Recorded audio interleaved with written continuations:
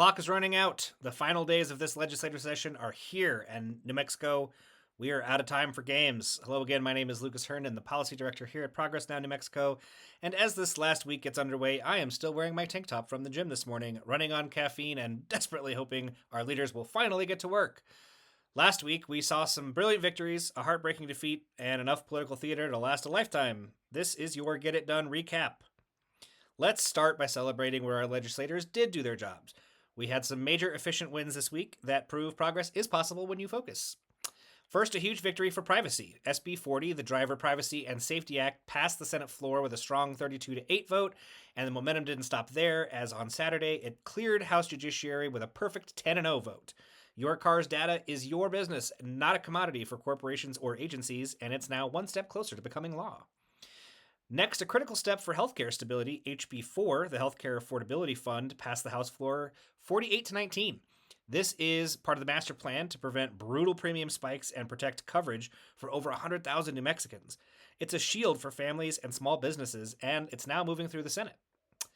And in a move for fair representation, House Resolution 5, the Legislative Salaries Constitutional Amendment, passed the House on Friday, 41-26.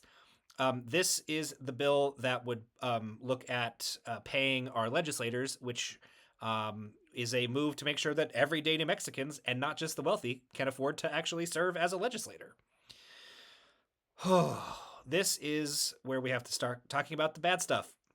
This last week also delivered a major gut punch. SB 18, the Clear Horizons Act, failed on the Senate floor 23-19. Let's let that sink in. A generational plan for clean air, clean energy, and holding polluters accountable was blocked. The opposition showed us exactly who they're standing with, and it's not with our kids' health or our state's future. We were warned about the 3-hour speeches full of blah blah, the economy this, blah blah blah, and they delivered. This fight is far from over, but this loss, it's on them. And frankly, this issue deserves a deeper dive. And given recent news from the federal government, I wanted to bring you a little bit more context for what this means. So I'm going to put up a video that I recorded about this, and stay tuned for some more updates after we come back. So where do we go from here? That's the question everyone's asking. Last week, the Clear Horizons Act failed in the Senate and is effectively dead for the year. The Clear Horizons Act was the bill that would have codified or made law the regulations that were already in place, are already in place from Governor Michelle Lujan Grisham's 2019 executive order, specifically regulating methane emissions in the state. Why is that a big deal? Well, last week we just saw the Trump administration roll back what are called the endangerment finding regulations, which stem from 2009 under Obama, and they regulated emissions and directed the EPA to hold industry and automakers to a higher standard when it comes to what's being emitted, so that the air is breathable. And so we have been living under the regulations as managed by the EPA since that time, but they were never technically codified, meaning they were never made law. They were never made official rules in the United States by Congress. And so because of that, the Trump administration was able to roll those back using his executive power. Now, that's an oversimplification. We've already seen some lawsuits. And obviously, there were, some moves in Congress to help bolster these things over the years. But by and large, that's what happened. And so now New Mexico finds ourselves, unfortunately, in a very similar position. And considering we have seen the power of the oil and gas industry, frankly, since the beginning of the state, but very specifically in the last 8 years under this administration, and their ability to throttle any legislation that would effectively curb their political power and their ability to pollute and steal our resources and profit off of it. The concern is, the very real concern is, that depending on what happens in the next administration, New Mexico's next governor could change those executive orders that have been regulating methane emissions and other greenhouse gases. And so the hope was that Clear Horizons, and this is the reason why it's been propositioned over and over and over again for the last 5 years at least, could have made those rules official. And well, we just didn't get it done. We didn't get it done, and there's a lot to be said about accountability. We know that the only way this happened was by Democrats in the Senate voting with the Republicans who voted in mass against the bill, and so we will have to hold those senators accountable when the time comes. But the Senate was just reelected last year, so we have a couple more years with those senators, and we will have to figure out how that works next year when we have a new executive branch in power with the same Senate, right? Um, so there's not a lot to be said about what we can do. No use crying over spilt milk or something like that. Um, although you know that's not entirely true because we're talking about our future here. We're talking about literally clean, livable planet, and and the rights for my child, your children, your family, anybody else in the state to live in a state that has clean air, clean water, and beautiful landscapes that we all love and utilize and have seen over and over again get prioritized for extraction rather than for the public. So, the fight is not over. I am sure that the bill sponsor, Senator Mimi Stewart, will either continue her fight next year or pass the torch, or that we will see something happen. The question is, what kind of government system will we have in place? What governor will be there? What kind of executive branch will they have? Um, and what will the makeup of the legislature look like?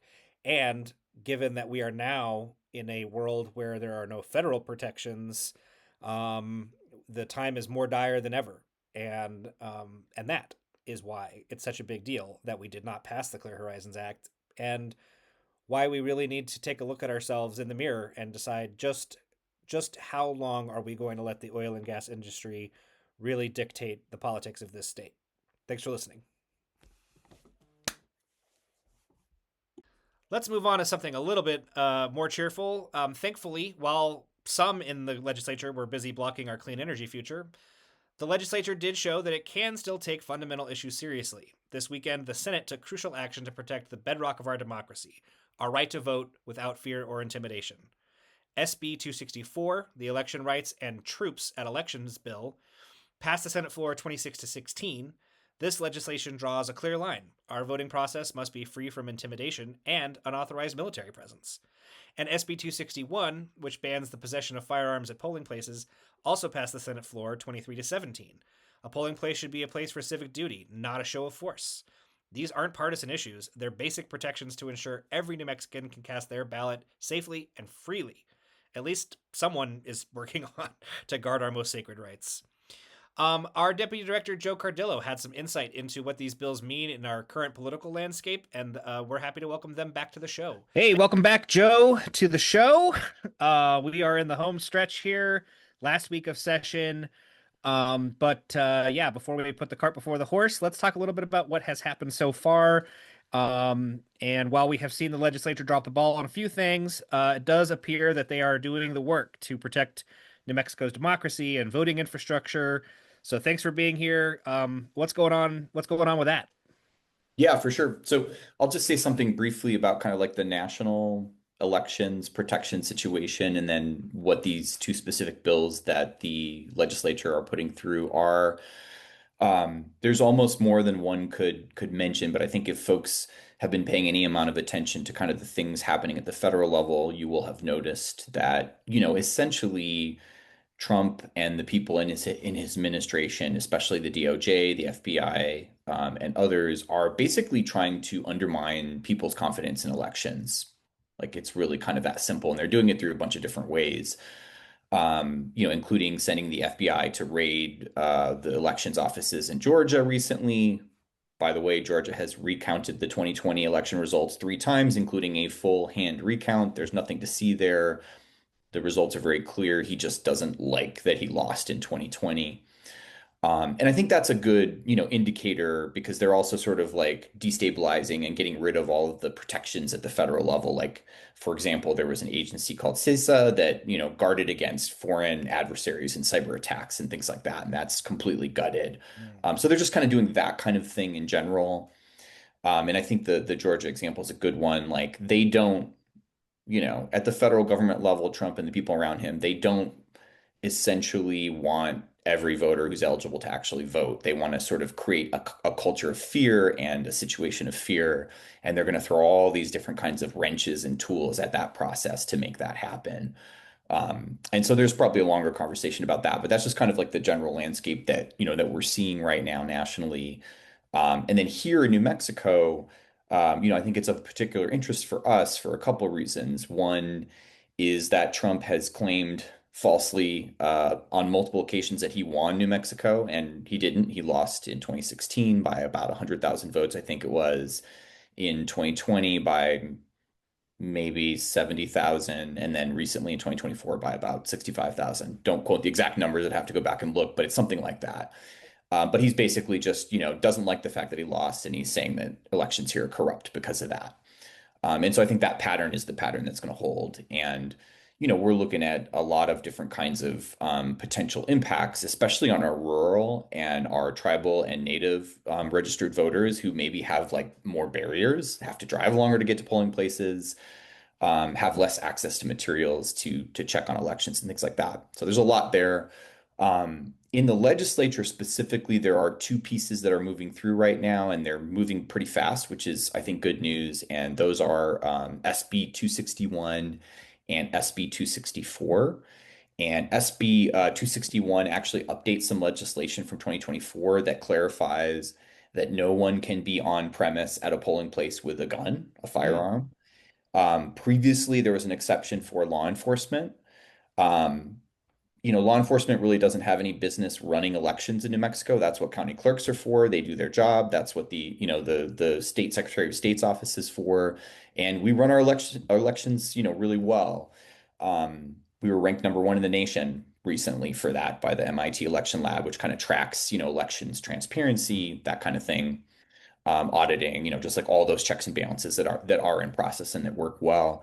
And so that bill would kind of get rid of that exception. And I think especially the fact that we do have some sheriffs in New Mexico who've said that they actually don't feel like their obligation is to the Constitution, but to sort of like a higher calling, which I'll just leave that alone. Those are called constitutional sheriffs. They've reinterpreted what they think or believe, which aligns with the MAGA movement very much. So that's an important piece. And then SB 264, which is also moving through together, is basically saying no military troops running elections either. They should not be at polling places, which I again think is really appropriate.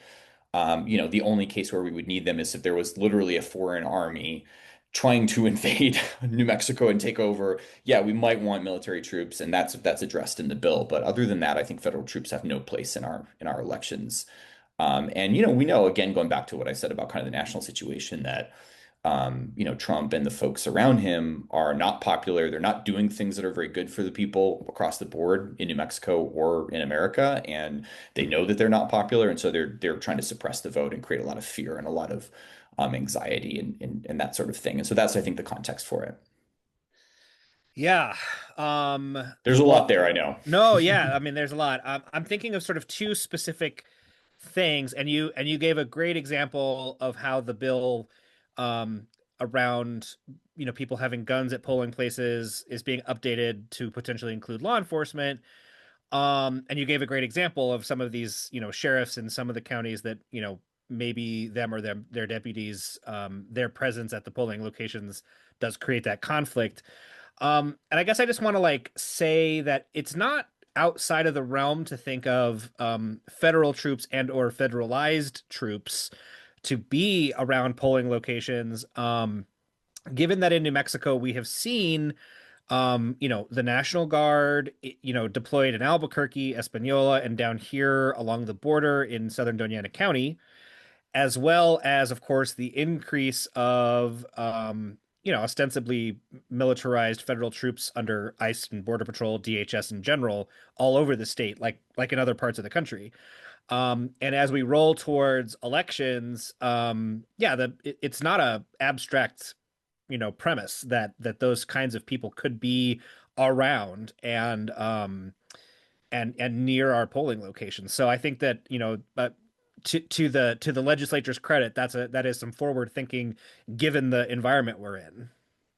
Yeah, I think so too. And I would also remind, all of us that like, look, Trump pardoned 1,500 rioters that went to the Capitol on January 6th and, tried to literally overtake the process of democracy and counting our votes and certifying our votes, et cetera. So there are people who've been encouraged to, not just given permission to sort of use violence, but just basically been encouraged to, to continue that. I hope that doesn't happen. I hope we won't see that kind of violent activity again this year. But that's the potential, right? That's the kind of thing that could potentially happen. And, I think making sure that there aren't any guns in a polling place is a completely reasonable solution. That makes sense. I'm glad the legislature has taken that up and making sure that there aren't military troops trying to potentially take over elections, which I think Trump has very much said he's going to do. No reason to doubt that. Yeah. Those are both really common sense, meaningful protections. And, we should be making sure that people's votes and voices count. And, that's what we all agree to here. Whether we agree with the votes of a person, we agree that each person, their vote should be counted. And I want that for all New Mexicans. Yeah, well, and that brought up the second point that I thought of from when you were first talking, and that is that, unfortunately, New Mexico is not a stranger to political violence, um, in that, after the 2020 elections, and over the last 6 years, we've seen a number of instances of political violence in sort of different ways that involved firearms. But I'm thinking specifically of Solomon Pena, who shot up elected officials' houses after he lost in his race up in Albuquerque. And so yeah, it's again, it's not really an abstract thing for us here, right? These are real world events that have happened, and the legislature being proactive to ensure that the voting process is safe and fair for as many New Mexicans as possible, um, is, incredibly brave and, the right thing to be doing. Yeah. No, I completely agree. I mean, you and I both criticize our legislators at times for different things, but this is a place where I think they're doing exactly what's needed to, to make sure that, if you're thinking about like, somebody's abuela in Silver City who like has to drive an hour and a half to get to the polling location or something like that. We don't want extra barriers for people, and we want people to be protected and to feel safe and to be safe at polling locations. And that's exactly what this is focused on. So. Yeah. All right. Well, before we wrap things up, what's the current status of those two bills that you mentioned? Those are both moving through. I believe they both passed the Senate floor over the weekend. Let me double check that while I'm looking. And so they're moving through. We have a few days left in the legislature. There's always a mad dash that last week, as you know well. But they did both pass the Senate floor yesterday, Sunday. So I think our legislators are indicating that they're taking it seriously and they have a good shot at kind of coming through the finish line. And I hope that some of the perennial obstructionists who like to filibuster and talk for hours on the House floor don't try to block it, because I think these are both meaningful and important things that need to get completed and onto the governor's desk for signature. Yeah, I agree. Okay, well, we'll keep you informed of those. As always, thanks for being here, Joe, and we will probably have you back next week when we do sort of the full legislative wrap up. So until then, thanks again, and we'll talk to you later. Yep, thanks for having me. Okay, thanks again, Joe, for that breakdown. Let's move on to some final jaw droppers for the last week. And trust me, the Senate provided another masterclass in wasted time this past week. The main event was around SB 30, the Reporting of Induced Abortions bill. Its hearing was a parade of performances that we're calling Men Legislating What They'll Never Experience. We had questions that were disconnected from reality, scripted readings that sounded like eighth grade book reports from the Heritage Foundation, And even a senator who proudly announced that he could perform an abortion on a kitchen table. I wish I was kidding. Through it all, Senator Nava, the only woman who actually spoke on the bill, stood and delivered the only line that mattered. Privacy is a condition of safety. She reminded the chamber that this is about protecting women from real immediate threats, not theoretical debates. The bill did pass the Senate 24-15, and it's a perfect example of prioritizing political theater over solving real problems. So moving into our last few updates, let's see. Amid the nonsense, our community did keep pushing on some other real solutions. HB 279, the Healthcare Privacy and Safety Protection Act, passed committee. It locks down patient data and crucially removes provider names from mailed medication abortion packages. SB 189, reproductive health care coverage, also advanced. It protects abortion and gender affirming care in insurance plans and requires Medicaid to cover double electric breast pumps. And HB 124 moved forward to create the New Americans Division in the Workforce Solutions Department. This ensures everyone who comes here to the United States with dreams of, just living their best life has a path forward, especially here in New Mexico. And we did see smart, forward-thinking progress on SB 235, the Microgrid Oversight Act. It chugged through 2 committees and the Senate floor last week. This bill sets clean energy standards for private power producers, protecting us from pollution and price gouging. You may have heard of these microgrids in relation to data centers, and that's exactly why we need this. It is in the House Judiciary maybe as soon as today, Monday, as I'm recording. So stay tuned for our daily updates if you want to see how the Microgrid Oversight Act makes it through that. Meanwhile, Senate Memorial 16, a memorial to start supporting parenting students in college, began the crucial work of identifying and helping parents balance diapers and deadlines. That's the kind of groundwork that builds real opportunity. So, what's the takeaway as we stare down these final days? We need our leaders to get to work and stop messing around. The bus is here. The clock is ticking. We have seen that they can do work to protect our democracy and move healthcare forward. Now they need to channel some of that serious focused energy into all their remaining work, not just the headline grabbing theater. No more games. Our voting rights, our personal data, and our healthcare cannot wait for another dramatic speech. What was your biggest frustration or victory from this last week? Sound off in the comments below. Make sure you subscribe and hit the bell. As we head into these final hours, you won't want to miss what happens. Also, be sure you're following on all of our social channels for our daily updates. Thanks again. My name is Lucas, and from the Roundhouse to your house, stay loud, stay engaged, and let's finish strong, New Mexico.